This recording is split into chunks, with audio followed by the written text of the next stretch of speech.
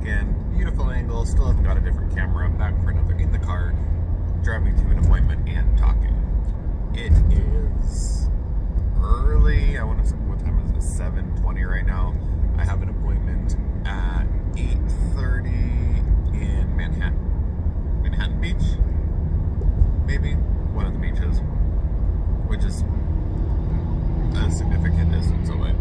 So I planned on an hour and then left quite a bit earlier just because I have a premonition that it's going to take me longer. Also, I want to go through, like you guys know, I got my real estate license, got my realtor membership, and finished all of the training. So First Team Realty, that's the real estate brokerage that I'm with, Rubel Ashman Group in Beverly Hills. There's a 3-week training course called the Power Curve. So I finished that. It's fairly intensive. I'm going to be completely honest with you. A lot of incredible information, but whoa, there is so much information.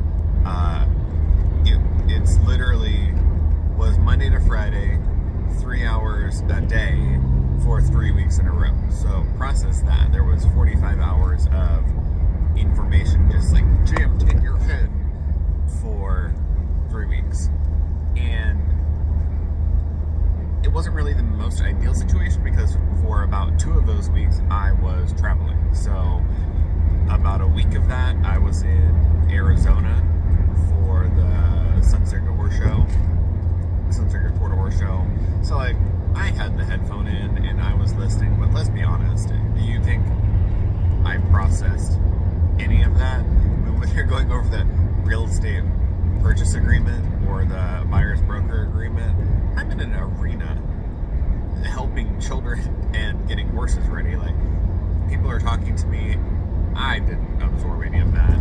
But I will say, the classes that I did sit down and absorb, which were about 1 week of it actually, there was so much information that they go over. I'm like, I have got to go over that. So I'm also simultaneously on my iPad, well, not on my iPad, I'm driving, but I'm simultaneously listening, starting again from the beginning, because obviously they have a really, really good training program, and one of the main reasons that I picked my group in Beverly Hills was because the training seemed really, really good, and they put a huge emphasis on it. So I'm like, I need to capitalize on this. But with that said, I then need to go out and actually do it, because I do get in this habit of,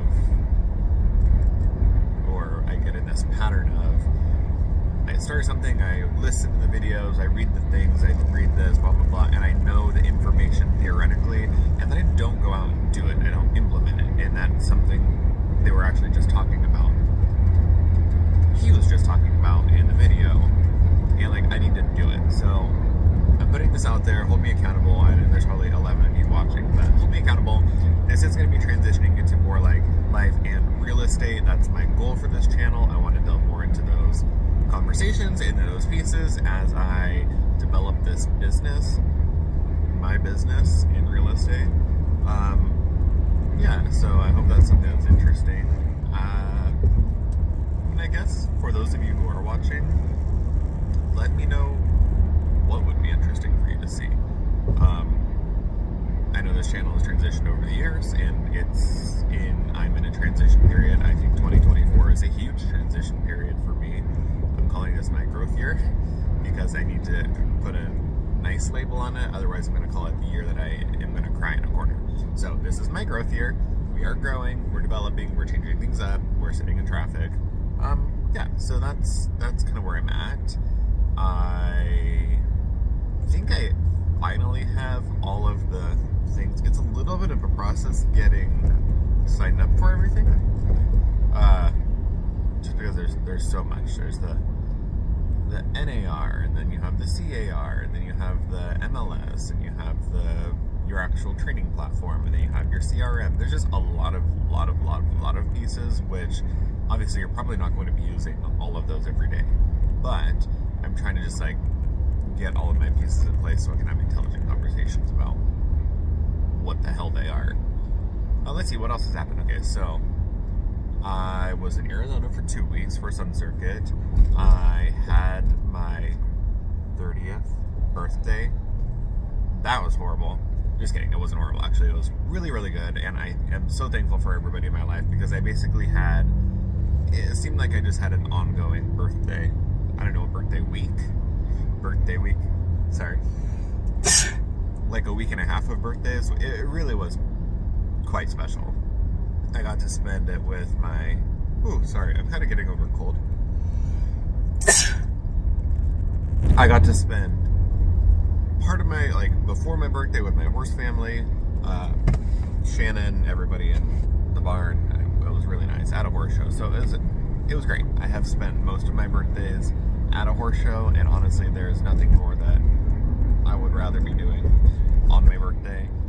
This birthday, I was actually driving the horse trailer to El Paso because the horse show finished on Sunday. My birthday was on Monday, but we did a dinner with some of Shannon's clients at my favorite Mexican place in Scottsdale, and then we did a little birthday dinner in El Paso at a ramen place, and went to Freddy's Ice Cream and Burgers. I don't know what it's called. It seems to be like a Midwest thing, and got ice cream. And then when I got to Texas, Maria, who I've known for 100 years, and she's rides with Shannon, and she's ridden with Shannon forever, and moved down to Texas and owns the farm that Shannon's at.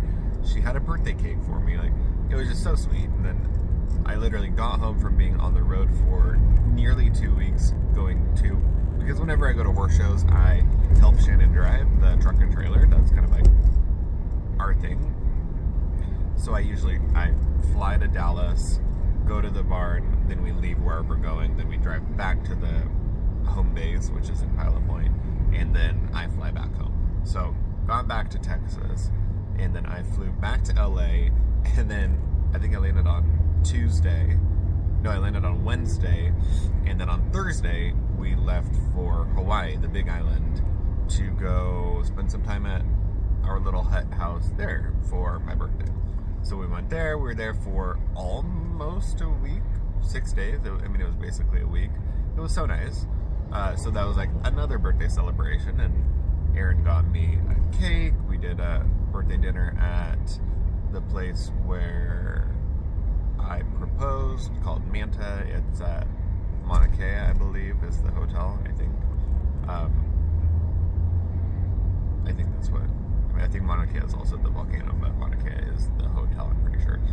Manta, really, really cool. It's on the ocean, obviously, and it's really good. You sit outside, and it's beautiful, and the food is great, and yeah, I love it. So we did a birthday there, and then he got me a cake. So just then one of our neighbors, we did a little neighbors in Hawaii, the wife, we did a little get together at a local place there. So it was I just kept having another cake, another birthday, another cake, another birthday. So it was really nice. There was no one huge event, but it was just a lot of little things that was then capped off by being in Hawaii, which is just, I love it. I love being in Hawaii, specifically being in Hawaii at our place. I really enjoy it, and I love the house. I don't think you guys can understand when I call it the hut.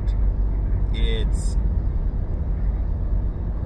not to belittle it or to knock it, but it is, in every sense of the word, it is a hut. I love it so much, and I don't think anyone understands how much I love this little fucking hut, but it is a hut. It is slightly above a plywood structure. It's strong, but it is rough. But what I love about it right now, I'll insert a picture if I can, but I probably won't. What I love about it is it's in a really fun stage right now where it's further than it was. When we got it, it was overgrown, and there were no windows, and there was plywood and shit falling down, and there was nothing. There was no electricity. It was just rough. It was a shell of a house that's been in some kind of form of construction for 20 years, 30 years, that nobody's finished. So I love it because it's like further than it was when we got it, right? The first time we stayed there, it had no windows, it had no power.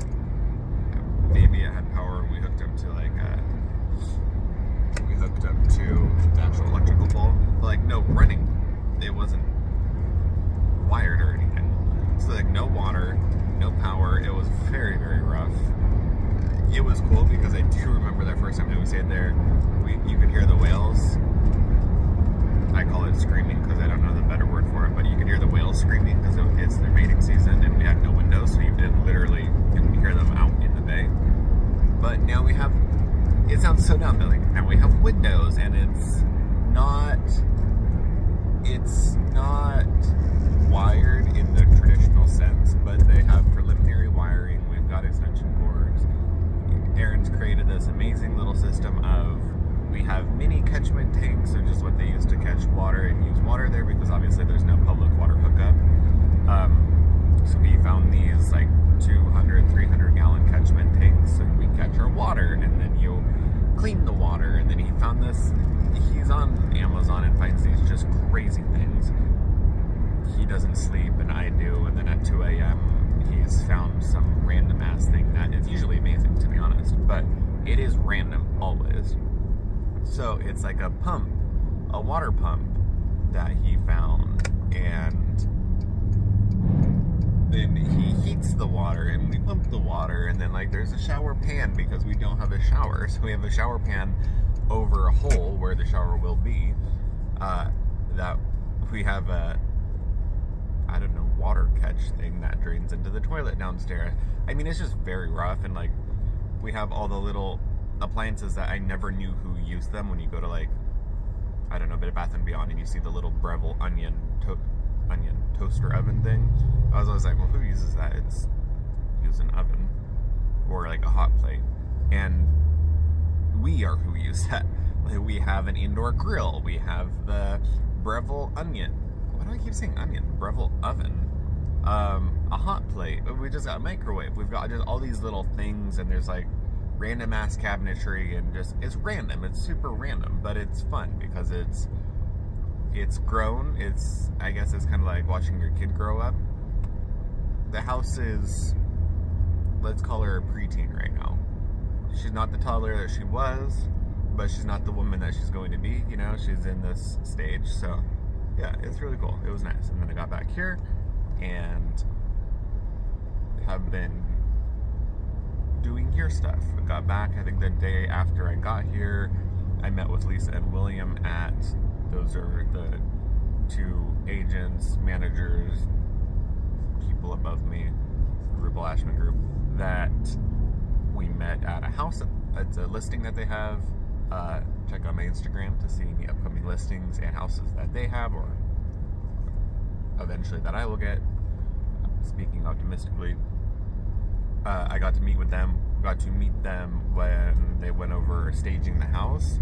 And then I want to say on, today's the 25th, 28th, something like that, the stagers are actually coming to put the furniture in the house. So Lisa's asked if I wanted to be a part of that. Of course I do, because I think I need to learn all facets of this and just be a part of all facets of it. So whenever they ask if I want to come along, I'm like, yeah, I'm there.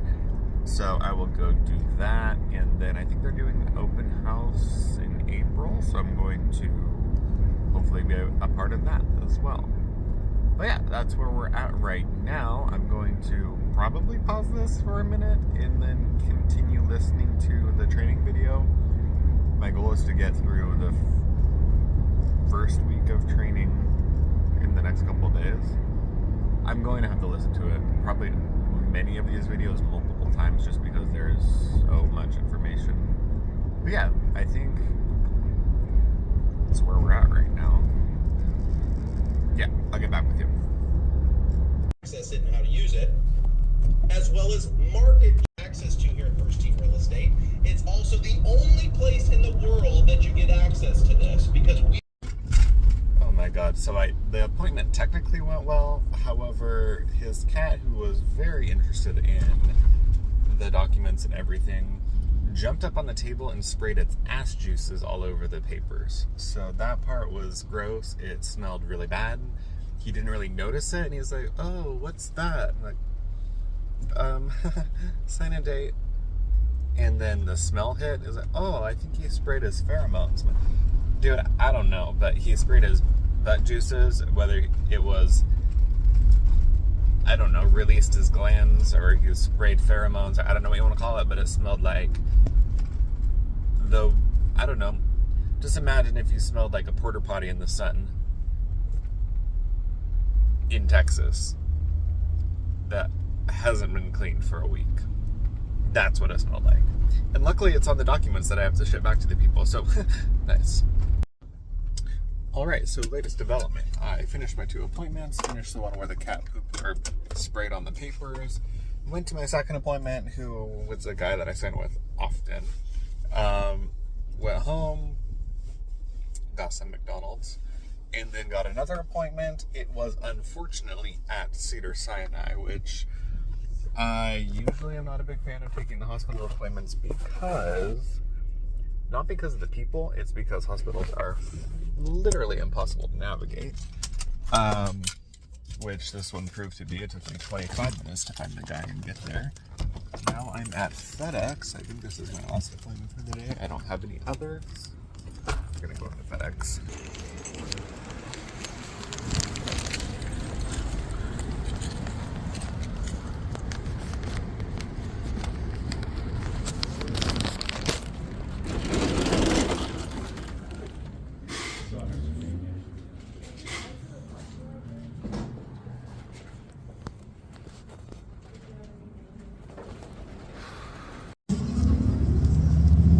Alright, y'all. We got those docs dropped. Now we are going to go home and debatably get on my little elliptical stepper thing. I don't really want to, but I also haven't for 3 weeks. Almost more. 4 weeks, a month. God, it's been a long time. I was doing really well. I was doing like 30 minutes, 35 minutes every single day. I was busting it out. And then I left for the horse show and then for Hawaii. And then I was sick-ish. So I haven't done the elliptical, and I need to because I am looking like not good. So that's what we're gonna do. Bye. Hello. It is 7:07 on April 2nd. I am on my way to an appointment in Santa Monica. Yeah, had a pretty decent day yesterday. I ended up with 3 appointments and then met Lisa, my office manager for the Ripple Ashman group that I'm a part of. Met her at a house that's about to be listed on Coldwater Canyon.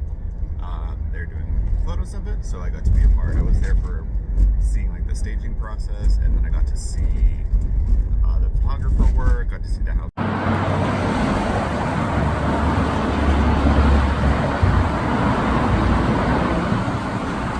Stage and everything. I believe it's going up on the MLS on Thursday.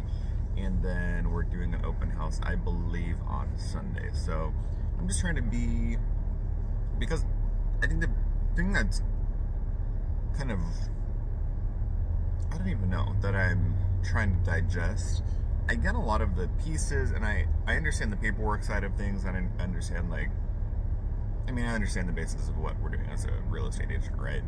But I think the part that I'm having the hardest time wrapping my mind around is when they talk about, I've gone through all the training, and they talk about farming and stuff, where it's, they recommend going door to door and picking a neighborhood and like being present in an area, which all makes total sense. I get it, but that is so not my personality. And I know the people out there would be like, well,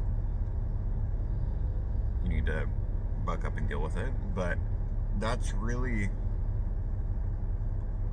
was kind of my huge issues with when I got my life insurance license, was in my mind, when you're calling warm leads, because they were technically people that I had looked into insurance at one point in time, when when you're calling warm leads, it was supposed to be an easier close, right? Because it was somebody who was interested in insurance or is interested in insurance.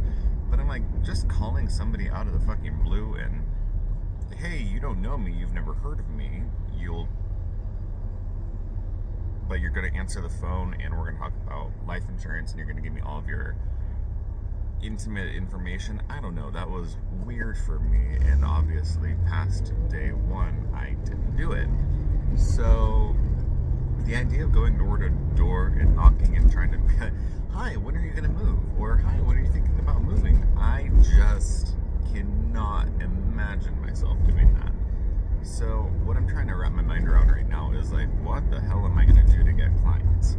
Buyer clients, seller clients. Like, I obviously need to be visible in the area. I need people to see me as a real estate agent. I need to be bolstering my knowledge just in the market, in negotiating, in talking to people, which for me is not, I don't have the best social skills, I don't think. Yeah, so that's this thing. Where is it coming from? Well, in front of me, I can't do anything about that. So yeah, that's the thing I'm worried about, right? Or not even, I don't know, I'm kind of worried about it because obviously without clients, you don't have business. So I am a little bit worried about that. But yeah, so still doing my notary appointments, obviously. I'm going back through all of the training that I have already done because it was, I don't know if I posted that video or if I'm including that video, but the first team training was a lot. I mean, it's good and that's what I wanted, but it was literally 3 hours a day, 5 days in a row for 3 weeks. So it's great, but that's 45 hours of information a week. That's a lot to remember, especially when you're new. I mean, I haven't done any real estate stuff, so you're just like boom, boom, boom, info coming from somebody who's done it for a long time. So it's, I mean, I get it. It's probably, a lot of it's probably not that deep or not that critically important, but it's things that you just integrate into your daily life as an agent. But as somebody who's never done that, I'm like, Jesus God, okay, that is just a lot to process. So I'm going back through that training and then just trying to, I don't know, absorb as much of it as I can so I'm not completely an idiot. But yeah, that's where we're at on that.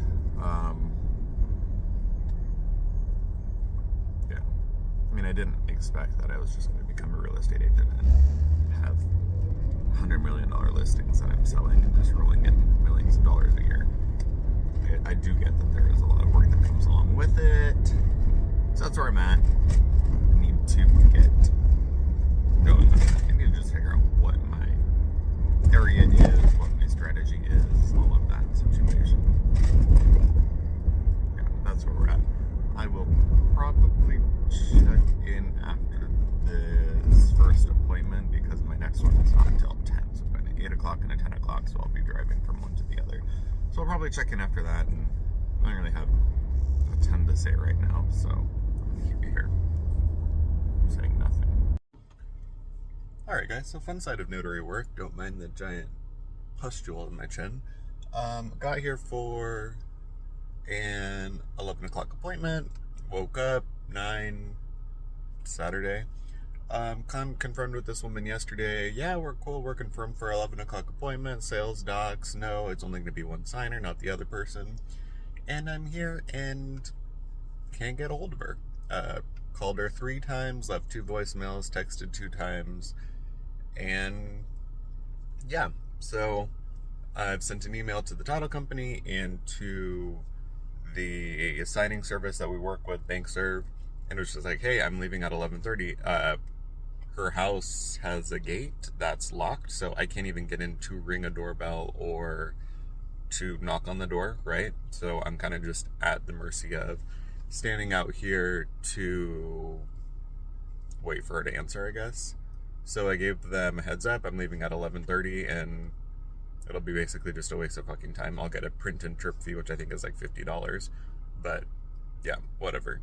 So that's where we're at right now. So that's another piece of this notary business, is not every person that you are supposed to go sign with will actually meet you.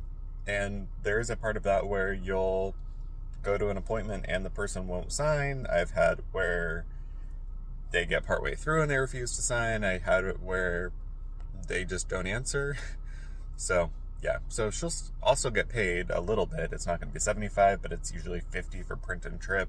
I'll push for the full fee because I've spent half an hour here waiting, and it takes half an hour to drive to and from. So I will have spent, by the time this is done, spent 2 hours on this appointment by the time I've prepped docs and everything. So that's where we're at, sitting here waiting. I'm about to leave. All right, so we are actually in front of an open house, Rubel Ashman Group. Also, sorry, I think I've done like 1 second of videoing every couple days. So yeah, I'm out in front of the house. It is, I mean, that's not the house, but this is where I'm going, is in front. Actually, I'm sorry, I don't know why I showed you that, because that actually doesn't show you anything, but it's the house in front of us. So 1970 Coldwater Canyon, Rubel Ashman Group. I'm going to it. They're doing the open house, so I'm here a little bit early so I can help them with whatever. I mean, this will be the first open house that I'm not a part, like, it's not mine, but the team that I'm on is doing it. So I wanted to go and see, I look super old. I wanted to go and see like how the process is, what they do to set up, if there's anything I can do to help. I want to make myself useful, obviously. So yeah, but it's a beautiful. Ooh, we are zoomed in. Here's what Coldwater looks like right now. Super pretty house across the street. That's what we're doing. So it's this lane for me. Yeah.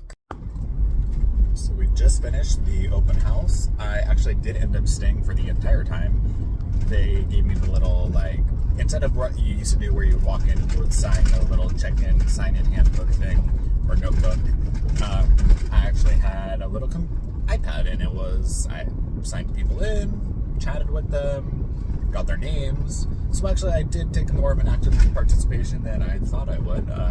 Helped get the place just opened up, lights on, you know, cushions out, whatever. So it was pretty fun. I actually really enjoyed it. To me, there's been so much training involved with the first team side of things. I actually really love the practical training, the experience, I guess.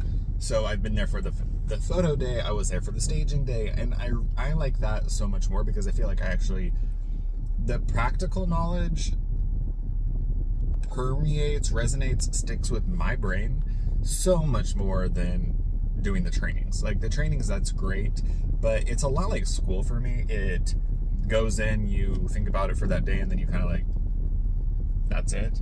But the experiential training to me, like, that's everything. That's where I feel I'm gonna get the most, I don't know, value out of the experience. So it was super fun. I was there from like 1 o'clock until it's just after 5 now. So love the team. They were super fun to actually get to hang out with. I am starting to spend more time with them just because there wasn't, I mean, a lot of it was I was brand new and everything was over Zoom. But now that they have listings and we're talking about things, I actually really love the team. William, Lisa, and Kim, they're all super cool. They're quirky. Their personalities are all each so different, but they're so funny. So yeah, they were super fun. I'm gonna drive home, and I've got, as of now, 1 notary appointment tomorrow. It's not until later in the afternoon, so it's not a super early day. But yeah, I'm driving. Sunset now. I do not condone or recommend anybody drive and take videos. Disclaimer. But it's me, so I did.